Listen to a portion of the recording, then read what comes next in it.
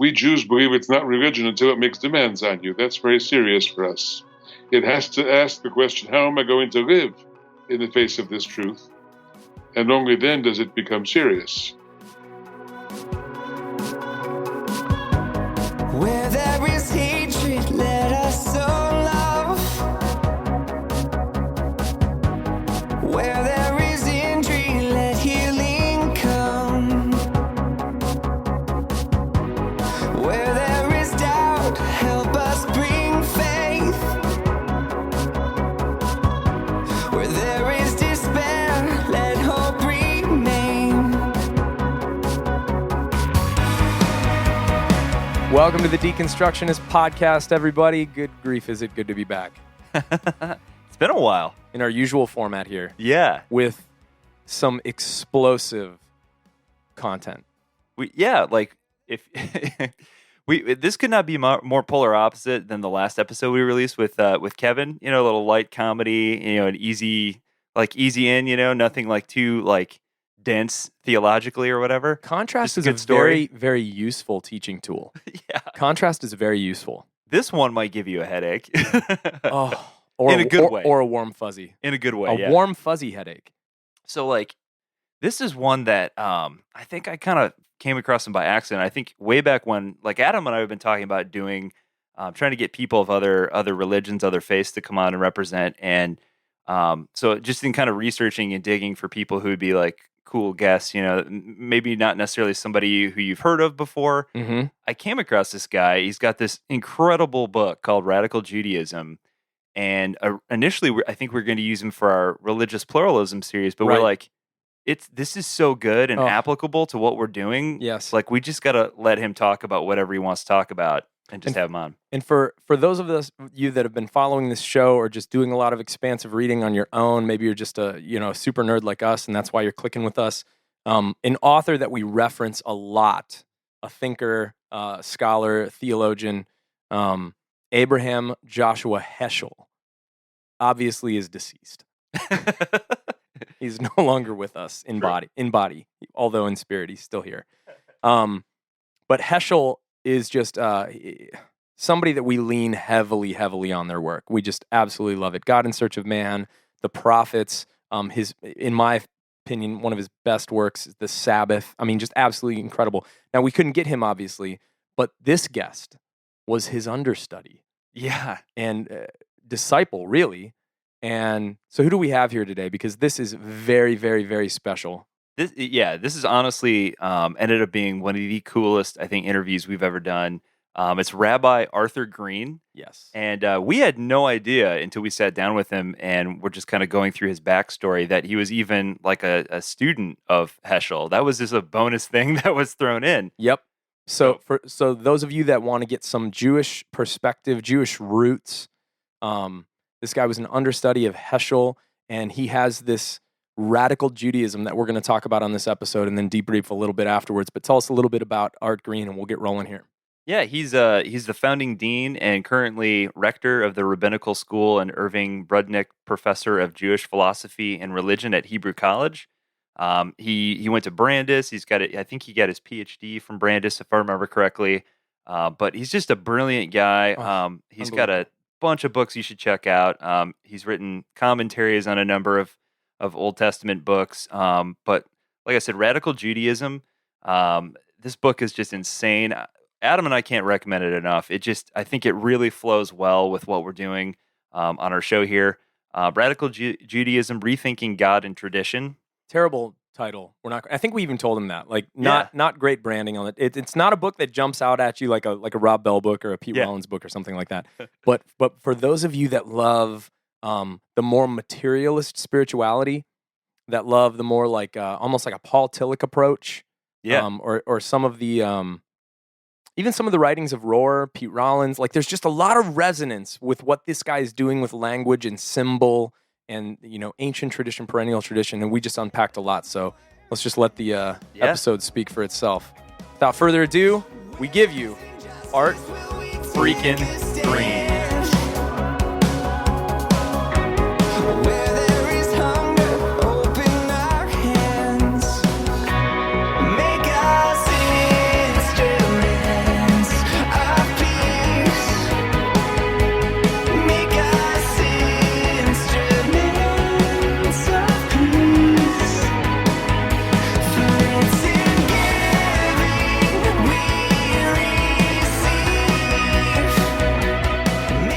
Well, Rabbi Green, we are delighted, we are ready, and we are just so happy to have you with us here today on the Deconstructionist podcast. Thank you so much for giving us some of your time.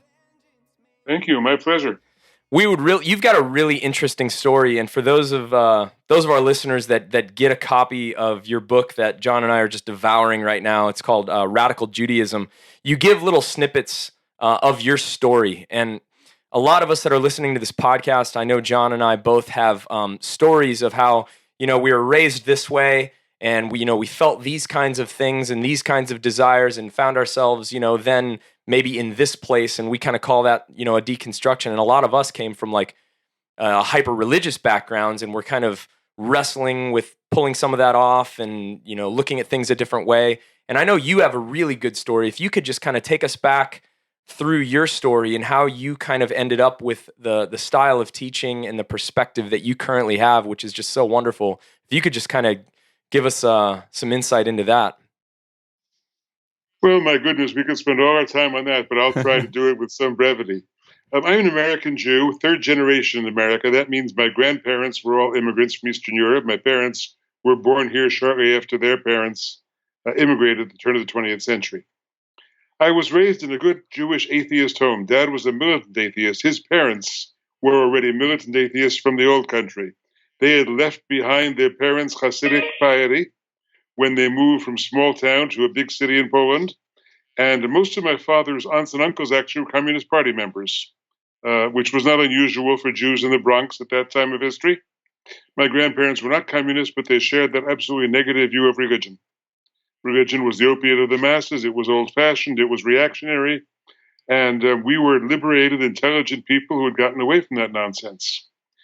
My dad married a woman, my mother, from a fairly traditional Jewish family, not Orthodox. My grandfather's tailor shop was open on Saturdays, so he didn't observe the Sabbath strictly.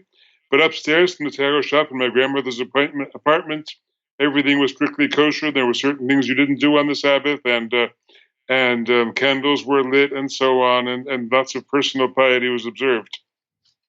I became very close to my mother's parents. The story is that my mother died of cancer when I was 11 years old.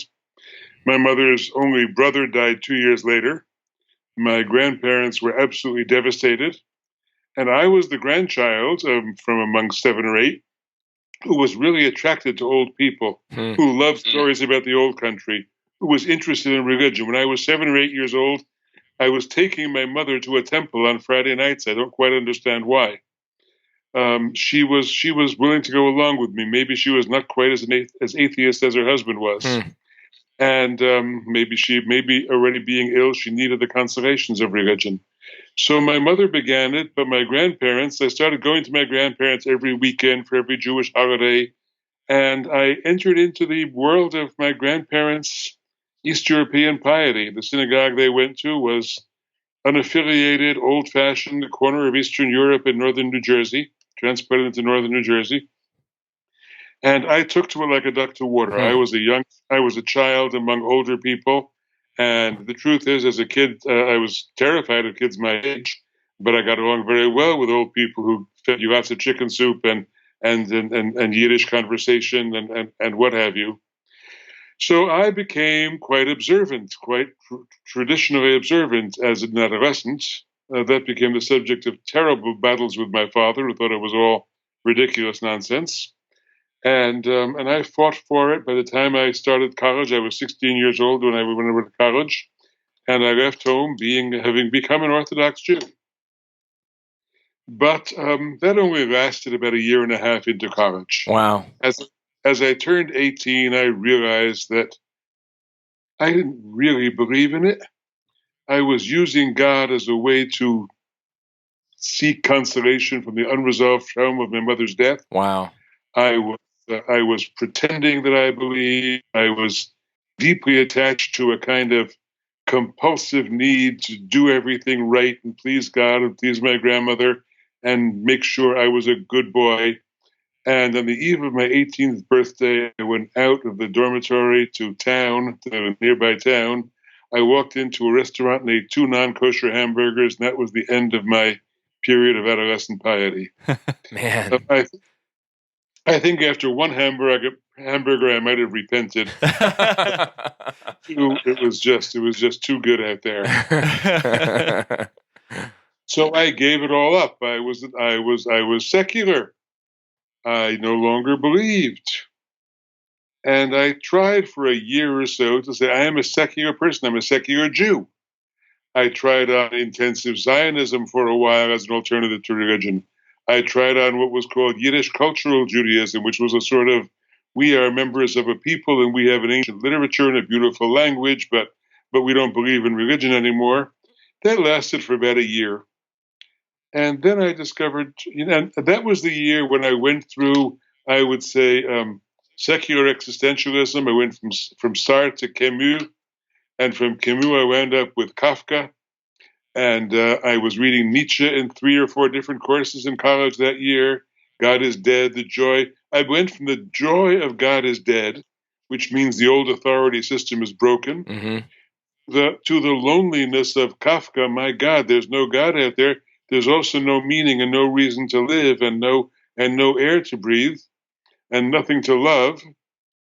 And then I went to Camus, who said, if there's no meaning, you have to make meaning for yourself. I remember I read when I was 18 or 19 a book that influenced me greatly. I reread it a couple of years ago, and it's still a nice book. And that is a spiritual autobiography of a man called Nikos Kazantzakis, great Greek writer. He wrote an autobiography called Report to Greco, where he talks about how mankind has been struggling to reach the top of the mountaintop, because we've been told at the top of the mountain, if you reach around the top of the mountain, you will find the face of God. And the human being with the last ounce of his strength finally pulls and pulls and pulls himself up the mountain. And at the top of the mountain, he reaches around and he feels nothing but sheer cliff. Wow. He says, what do you do at that moment?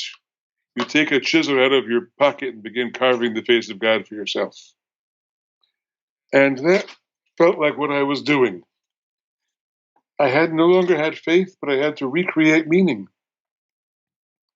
But then when I was 20, people began introducing me to the Jewish mystical tradition, the mystical tradition which had mostly been rejected by modern Jews, but still existed in some corners of the Hasidic world and the world of ultra piety. And in the mystical tradition, I found a new understanding of God and a new understanding of what it meant to be a religious human being that spoke to my heart and brought me back to a very different kind of religion.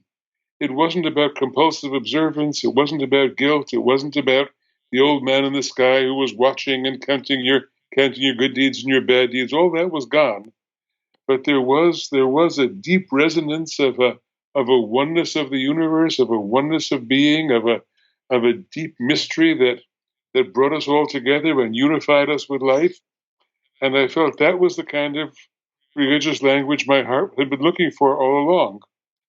And so I came back to Judaism, but on a much more profound level and in a much more liberated way, and began recreating a Judaism for myself that I now have been fashioning since I was 20, and I'm now 76. So for the past 56 years, I've been involved in this ongoing quest to try to find a spiritually rich and at the same time intellectually honest and open-hearted and loving and non-guilt producing form of Judaism for myself and other Jews like me. Oh, that's amazing. I love what you say at the very, very beginning of your book to kind of follow this train of thought here. You say, for me, God is not an intellectual proposition, but rather the ground of life itself. And this sounds a lot like within the Christian tradition, the way Paul Tillich describes the divine, or even in the Hindu tradition, what they describe as the ground of being. What do you mean when you say the ground of life itself? It's the oneness out of which all multiplicity springs. It's the silence out of which all sound grows and against the background of which all sound has to be heard. It's the primal darkness that is the source for that which says, "Let there be light." It's the it exists prior to everything else, but that priority is not really one of time, it's one of structure or logic. It's the undefined one out of which all forms emerge. All of them are part of the one, all of them go back to the one, but the one is infinitely more than the sum of its parts. It's the one that embraces all beings. And you know the Hebrew word for God is Yud He Vav He. I don't in my book I transliterate it. I read it YHWH. We're not allowed to pronounce that word in Hebrew. It's too mysterious. But it really is an impossible conjugation of the verb to be. The original Hebrew name of God really should be translated is, was, will be. Because it's past, present, and future all sort of smushed together in a form that doesn't exist in the language. So that's kind of what I mean by it. Oh, that's great. Also in your book, and I found this to be this to hit close to home for us. One of the things that I think, even within the Christian tradition, that we seem to be fighting against is this postmodern idea of religion being this list of things that you check off in terms of I have great attendance, I behave myself, and therefore we call it escape plan theology. And it's turned into this very this morality play essentially. And you talk about this even within Judaism, this modern concept of God that's focused on morality and human behavior and things along those lines. But you say that is not God, and you focus instead on origins, which I thought was really fascinating. Why is this an important distinction? Well, let me just quickly say that morality is good. I believe in morality. I'm not disparaging it. But it seems to me that the one is bigger than that, because the one is the one that exists behind and before any distinctions. Just like that includes the distinction between light and darkness, it also includes the distinction between good and evil. So that the one has to embrace all that is. But I think there is a morality that proceeds from our faith in oneness. I want to say that very clearly. I think religion is a moral system. But my morality comes out of a sense of I am one with all others. I'm one with all other human beings. I'm one with all creatures. Why would I want to do violence to myself? Why would I want to harm another part of myself? In Christian language, you probably call it Corpus Christi, the single body of Christ, of which all beings are a part. And not just all Christians, of course, but all beings. Yeah, right. In Judaism, we would call it the form of primordial man, Adam Kadmon, in Kabbalistic language. And that's the same thing, the primordial Adam that contains all souls within it.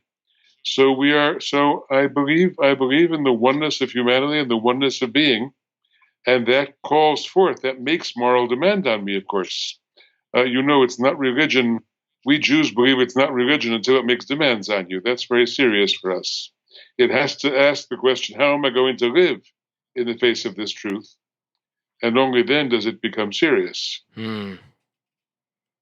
That call of Sinai, however we reinterpret Sinai, that call of Sinai is still very much there for us. The sort of how are you going to respond to my call?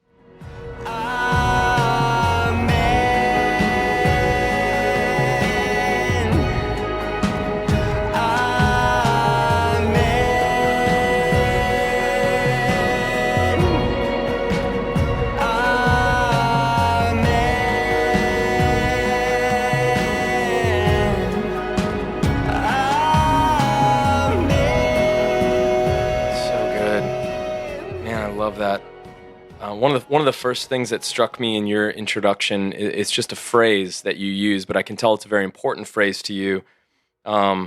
Radical amazement being the starting point of your life. Would you just talk about that? What do you mean by that? Why is it so important? Well, that's not my phrase. That's my teacher's phrase. Yeah. I had the great privilege of being a close student and disciple of Abraham Joshua Heschel. Oh, wow. Heschel, wow. And Heschel writes about radical amazement. I was in rabbinical school for a year, and I was about to quit because it was an awfully confining place that was giving out an awful lot of, I thought, primitive theology. And one of my teachers saw I was about to leave, and he said, if you had a program of private study with Professor Heschel, would you stay in rabbinical school? And I said yes, and I became Heschel's private student for 4 years, and that was one of the very great privileges of my life. Oh my Heschel gosh.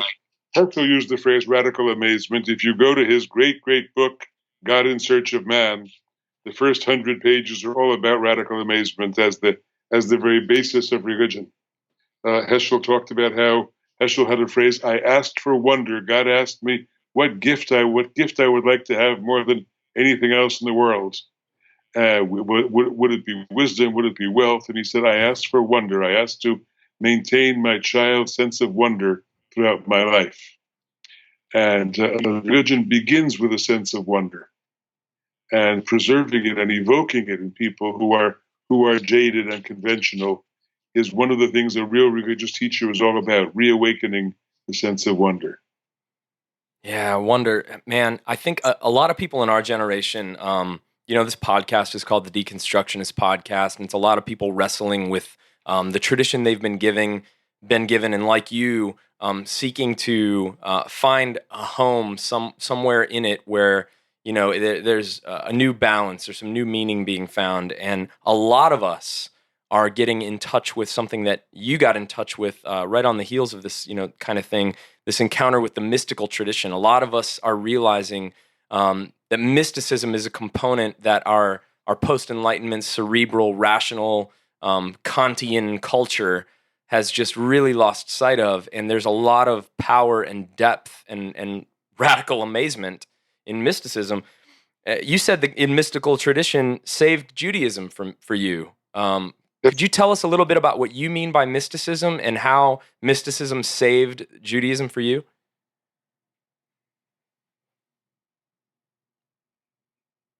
Scholars devote whole courses and whole semesters and whole books to definitions of mysticism. So I can't say anything too definitive. That's all right. But let me throw out a few things.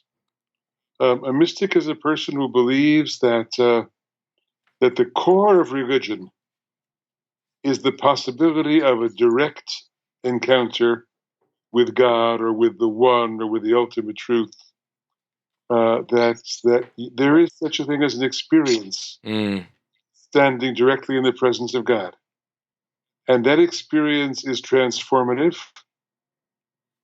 It is an experience that is somehow always about lifting a veil or revealing a secret or penetrating more deeply into the nature of the soul, into the nature of the world, into the nature of the text.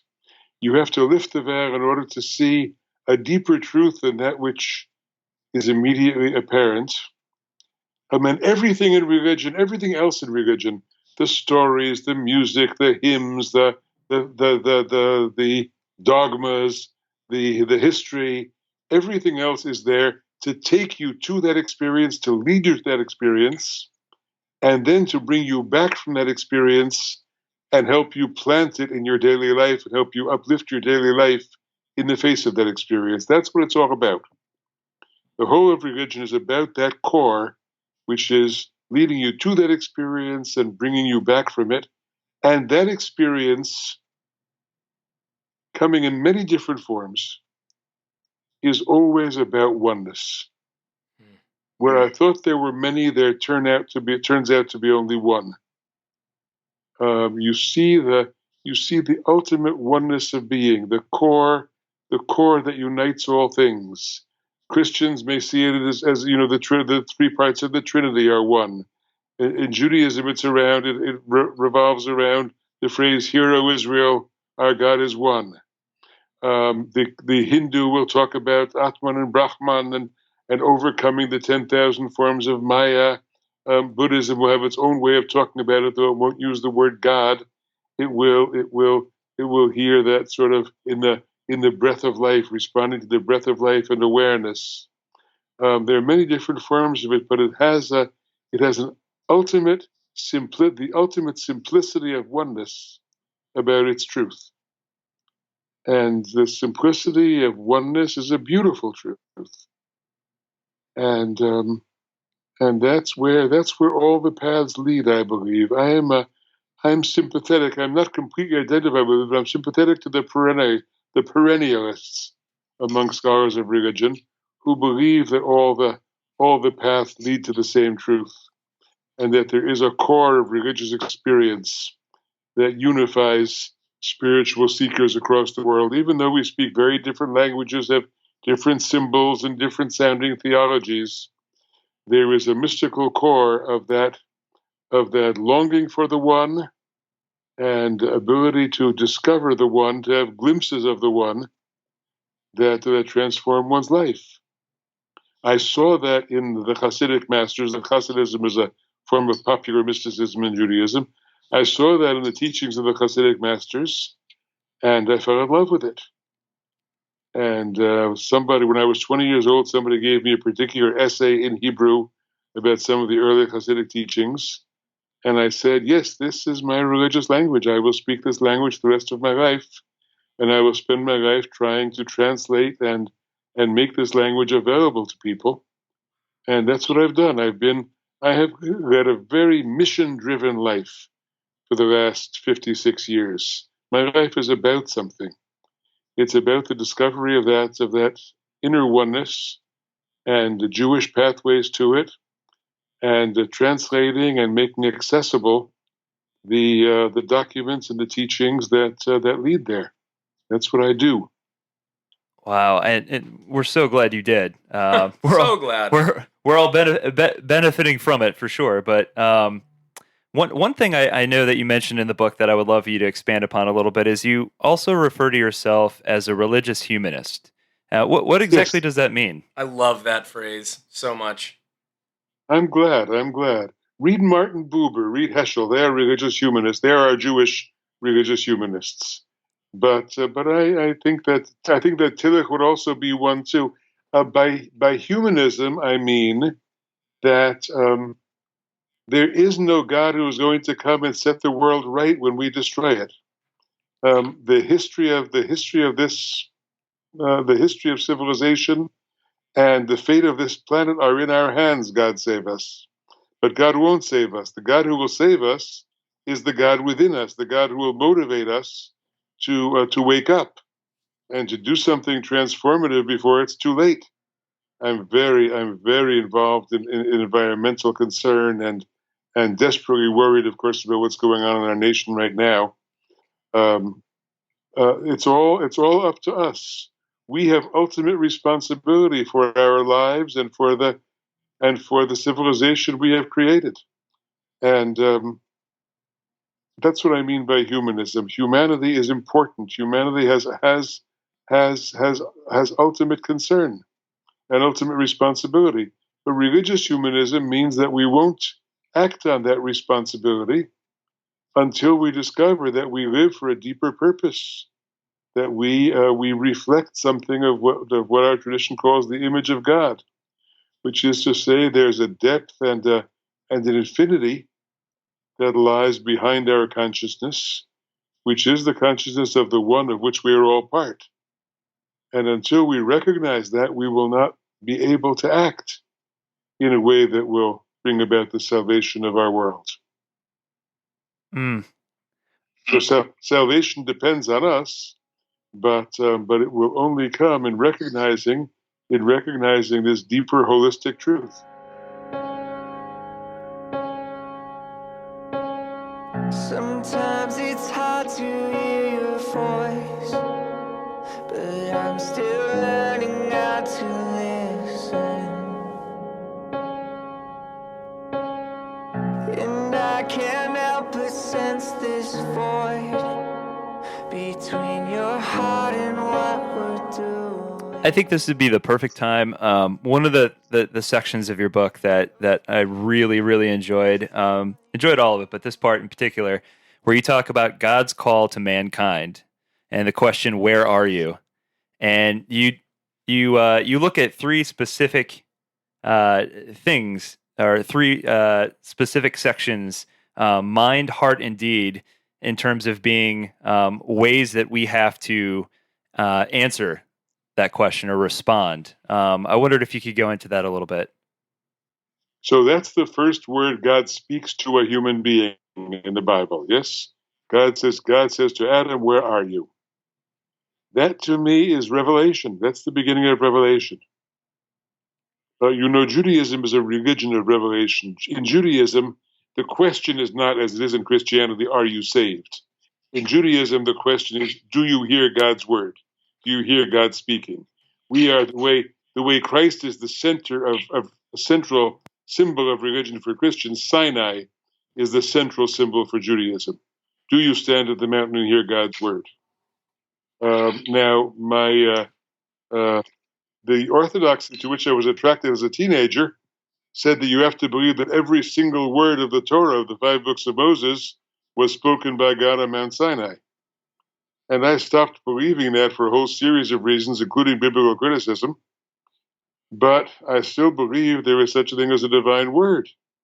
That word is the word spoken to Adam. Where are you? Now, it's not that God says it in English or in Hebrew or in any other language. That word is addressed to us in the same way it's addressed to us by instinct. The same way every animal hears a voice within it that says, eat, thrive, reproduce, eat, reproduce, thrive, eat, drink.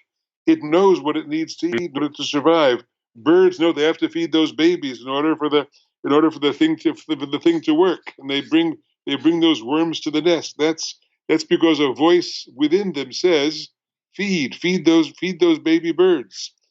Because of the advances of the growth of mind in human beings, we have a voice in us that says, eat, thrive, survive, reproduce, make meaning. Figure out what you're doing here. Where are you? Where are you means what are you doing with your life? Why have you come to exist on this planet? What's your life all about? You are challenged. That's the voice of God. The voice within us, speaking instinctively within us that says, figure it out. Figure out what you're doing here and do something worthwhile. Now that where are you for us is spoken again at Sinai when God says, I am. I am the Lord your God who brought you forth from Egypt. I am that liberating power that rises within you. Worship nothing else as a God. Those first 2 commandments of Sinai, I am the Lord your God and worship nothing else, are really just a repetition of that divine where are you that calls out to Adam and hence to every human being. And the rest is commentary. The rest is all a way to figure out how to respond to the divine I am and worship nothing else. Those are the essential commandments of our Torah for me. And they all exist in that first challenge where God says, where are you? And I hear that where are you constantly in my life. Now, when I turned 70 years old, I heard it in a whole different way. Because at 70, you'll discover that someday long from now, I guess. At 70, you suddenly hear the psalmist's voice in your ear who says, the days of our lives are 70 years, and if by strength, 80 years. And you know that it's time to start reaping the harvest and to say, what do I still want to do in my life? And that voice, where are you, comes back again in a new way.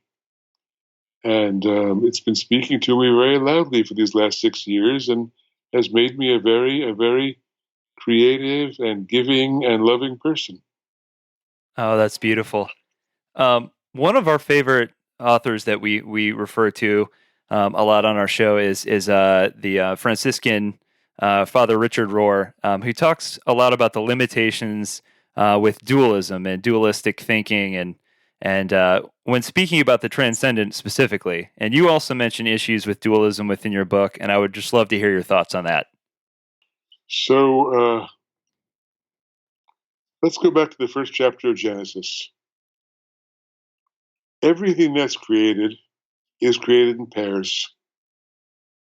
Heaven and earth, light and darkness, day and night, dry land and sea, sun and moon, male and female, everything is pairs.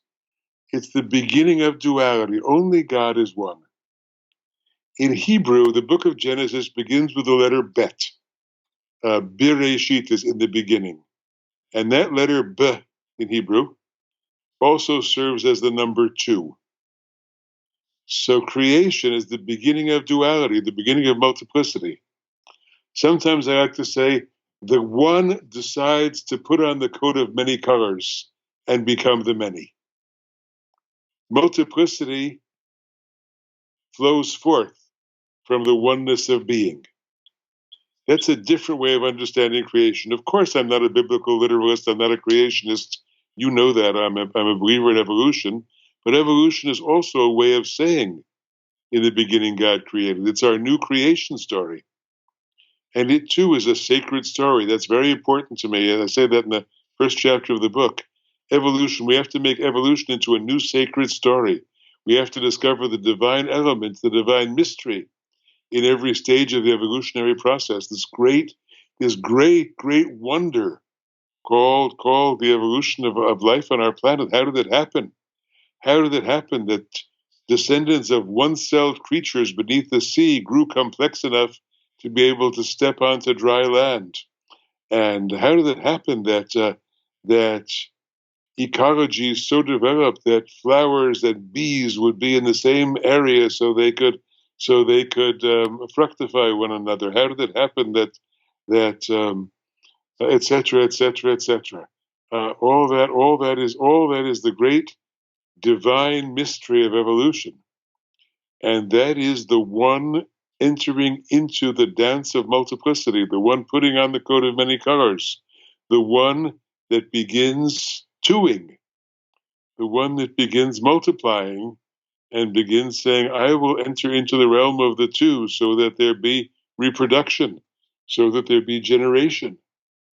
Um, and therefore, the Kabbalistic language, is very much a sexual language. The language of pairing, of male and female, is very much part of the Kabbalistic secret of being, of how being came to exist. But it all goes back to that ultimate one that underlies all the twos. So to play the game in Hebrew, as I say, creation begins with bet, and bet means two. It's the language of, it's the origin of duality. But at Sinai, when God speaks and says, I am, Anochi, I am, begins with Aleph, because that's when the one reveals itself as standing behind the multiple universe. Oh man!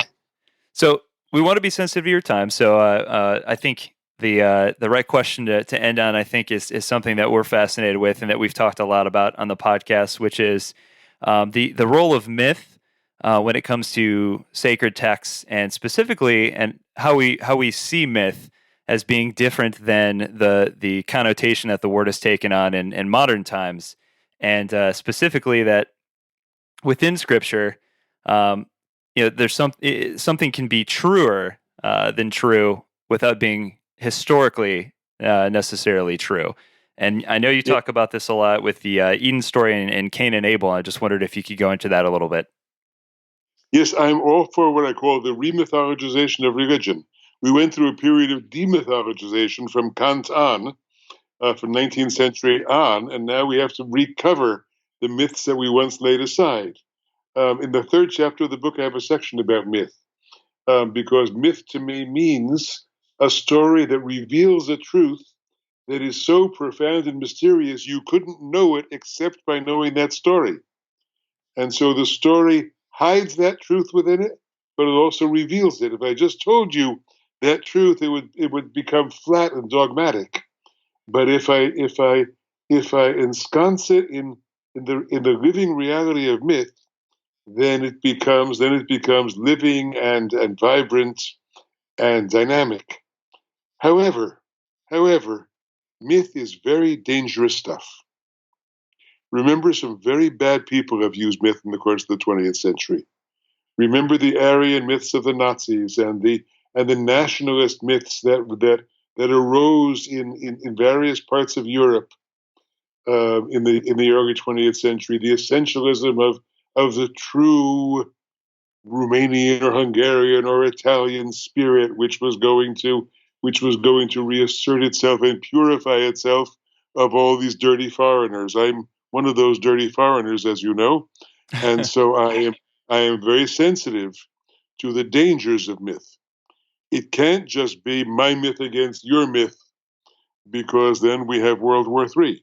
Exactly. So I want to say myths that are about the universal human situation, what it means to be a human being, what it means to live in the world, how we seek for truth, how we nurture our lives, how we raise children. Those myths are very profound and valuable. But myths that are about one group of people against another group of people, we have to be wary of and protect ourselves against.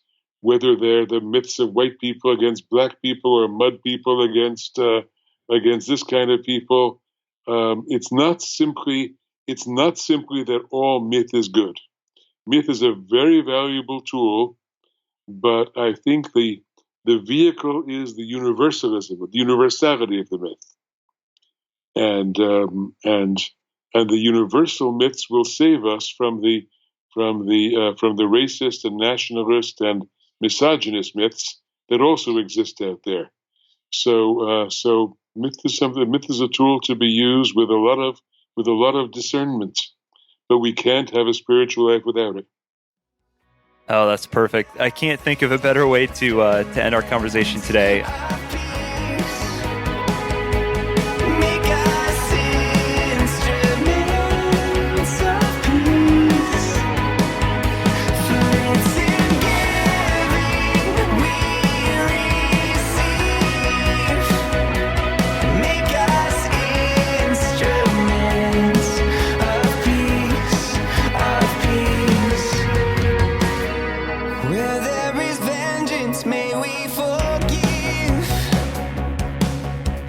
Deconstructionist listeners, can you get with me, John? Could we please, Deconstructionist listeners, please, let's blow Art Green up.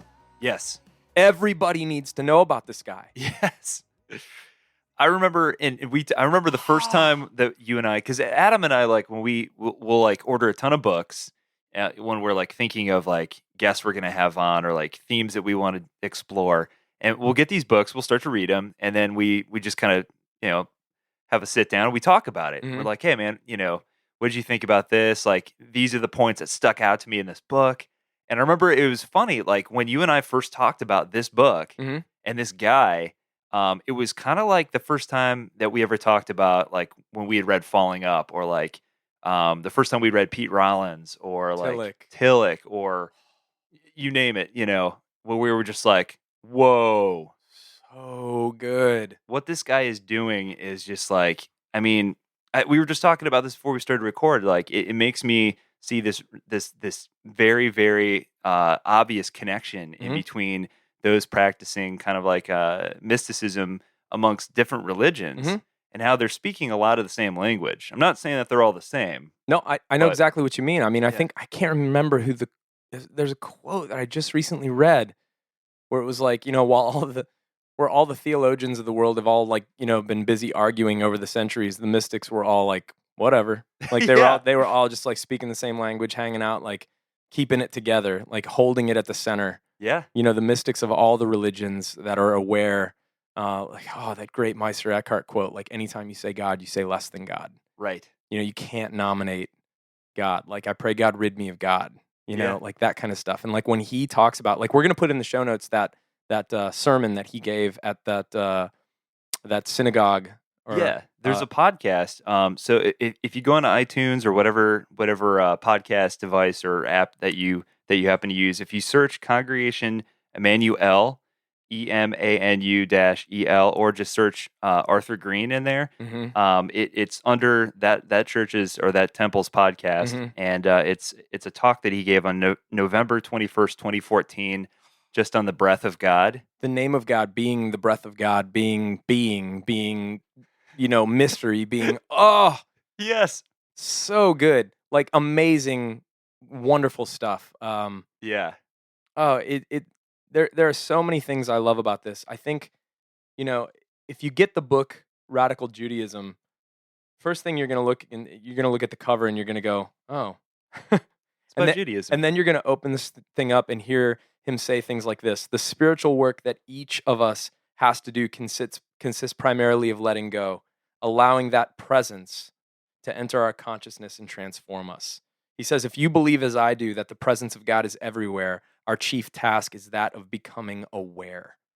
That kind of stuff. Yes. That kind of stuff. We started talking about this in the intro. I don't think we finished the thought, but like Adam and I were just talking about how this is like the worst title of a book ever because it doesn't It really is. it doesn't do the book justice, and it says it radical Judaism, Right. but it's so much bigger than that. It's so much bigger than that. I looked at that book and the title kind of said to me like, okay, so you've been kind of Jewish.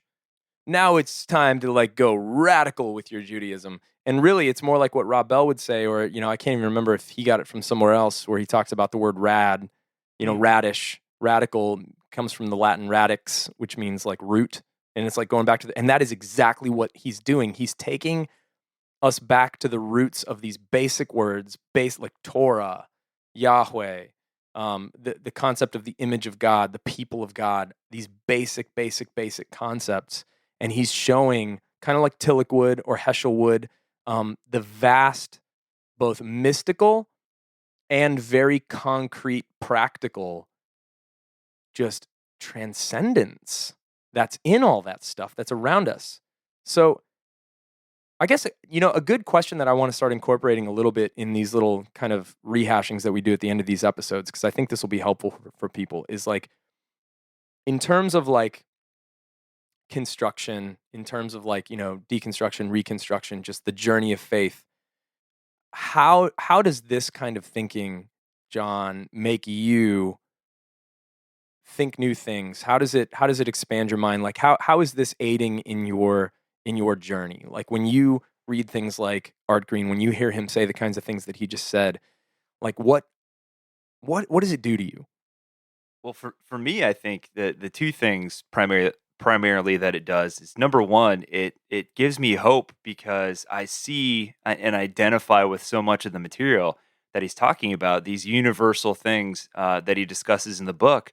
And I'm like, you know what? We're not really that far away. It's just we're not seeking to understand. And once we do seek to understand, it feels like a lot of that crap just kind of goes away. And I think that's the biggest thing, like, especially in today's day and age, man, like it's hard to be on social media some days because you just see so much of the byproduct of all of the disagreements and the areas where we don't get along and we don't seek to understand and we we just assume things about one another instead of actually getting to know your neighbor. Yeah, man.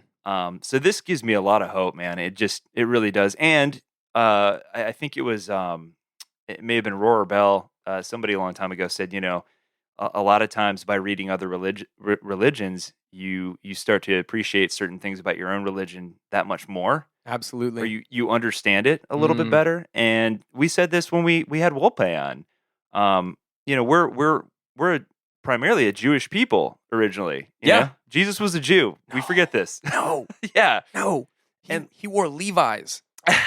He had Converse All-Stars. Or at least Birkenstocks. 5'10s for sure. Maybe 5'11s. And he was white. Super skinny. Yeah. But like, it's like we forget, like, we were born out of this great tradition of Judaism. And so like, who else, would we want to talk to when we're talking about the Old Testament specifically? If we want to get a different perspective or like a fresh perspective on some of the old stories that we've read time and time again. Yeah, absolutely. I think for me, what this did that's very similar to reading Richard Rohr, Paul Tillich, Pete Rollins, Rob Bell, a lot of the guys that we've had on the show. The thing that gets me excited, like it gets me just like you used the word hope. Being a 7 on the Enneagram, I use words like exciting and optimistic and things like that because I just feel so good about where this whole conversation globally can continue to go. And for me personally, coming back to my tradition, when I hear things like this, I think what started off this whole podcast was we were feeling claustrophobic. The room was too small. The truths were too small. There was too much cockiness and confidence, and there was too many periods and not enough question marks. There were too many periods and not enough ellipses. And what I see in this is oh no, you don't know the bounds of this. Yeah. This is pervasive. It's universal. It's huge. It's expansive. It's inviting. It's a journey. Every word in this book, this little book, Radical Judaism, opened up a whole new world to something that I had considered complacent and dry. And it's like, oh, this is so big. Yeah. It's amazing. It's kind of like when you're stuck in traffic and you're just kind of like, you've got a low grade just bitterness kind of going on. And it's just like, you know what I mean? Like just a low grade just hum of bitterness just about like your whole situation at that current moment. Yeah.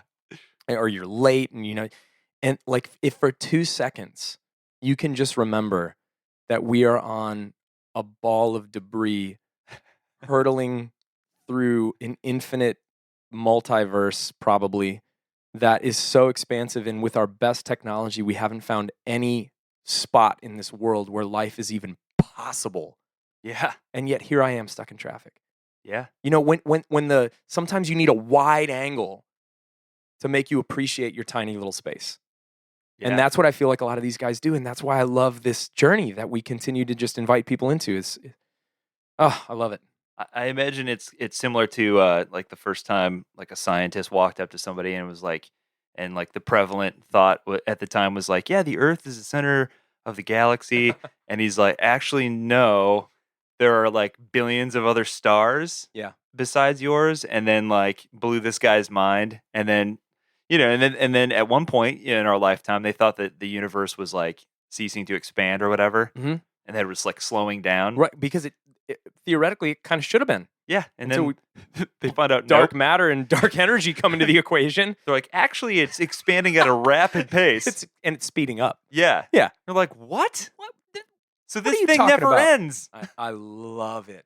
It hurts my brain, but at the same time, I'm like, that is the coolest thing.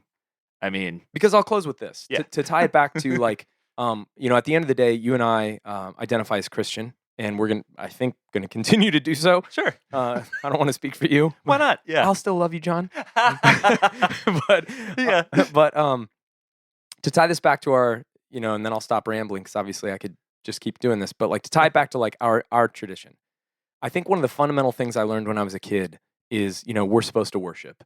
And that I remember reading, my dad walked me through Proverbs when I was a kid, and it said, the fear of the Lord, is the beginning of knowledge.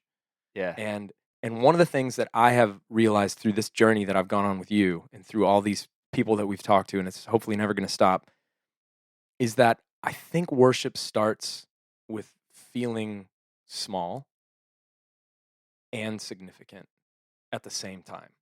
It's like this texture, this tension of wonder where a huge realization comes into a very small space.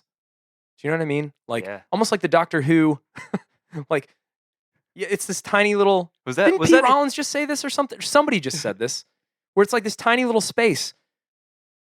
But when you know what's inside that thing, it's bigger than everything. That was a Sarah Bessie reference, wasn't it? That was just for Sarah Bessie. That was just for Sarah Bessie, just there. So this is all about making me a better worshiper. Yeah. It's about making me a better Christian, honestly. Yeah. That's taking it more seriously and packing more significance into this tiny little package of me and my consciousness. And I just love it, man. It just, the reverence and the humility that comes out of letting it be bigger and bigger and bigger and bigger. I'll never get sick of this. No. Nope. And we will always be excited because if we can continue to bring you guests like this, there's no reason not to be. So please go get his book. Please. Go tweet about him, Facebook about him, get the word out. This guy's doing a tremendous work, and we can't recommend it high enough. The band this week is actually from some listeners. They're a band called Holy Fools, and they just had an album that came out. I'm sorry, guys. I got your name backwards. The album is called Holy Fools. The band is called Wild Earth. Oh, yeah. Let me get that right. I'm super stoked It'll to have make them way more on. Yeah, sense. yeah. Wild Earth. Sorry, guys. Wild Earth. Your album is called Holy Fools, but it came out on August 11th, so it'll be out by the time this podcast airs, which is a day after my birthday. Guys, if you really want to do it up, you should have done it on my birthday. Come on. On the 10th. Come on. Come on. But Happy birthday, John. thank you, man. Happy birthday to you, too. Both- Adam just had one. Both August birthdays. And we're going to go out and celebrate this Oh, week. yeah, we so, are. But go check out their music. It's really, really good stuff. We've gotten a chance to preview some of their tracks before the album came out. Can't recommend it enough. Beautiful stuff. And we also have some other big news coming up. Our Patreon campaign will finally be launching. It may even have been launched by the airing of this episode. We'll see. Mm-hmm. Depends on how our work dinner goes tonight. So, but so thank you guys in advance. Anybody who has emailed us and asked about this, and we're sorry it's taken so long. We're very, very busy. So we worked really hard to get this thing done and out there. And we're really excited about some of the packages and stuff that we put together for you guys. We're just excited to have another way to connect to you guys, because at the end of the day, we want to just create more and more opportunities for that. That is all we're about. The connection that comes with all this idea sharing in this community and this keeping each other company on the wild, weird journey that we're all on. So thank you for now. Yeah. We are your hosts. I'm Adam Narlock. And I'm John Williamson. Grace and peace, everybody.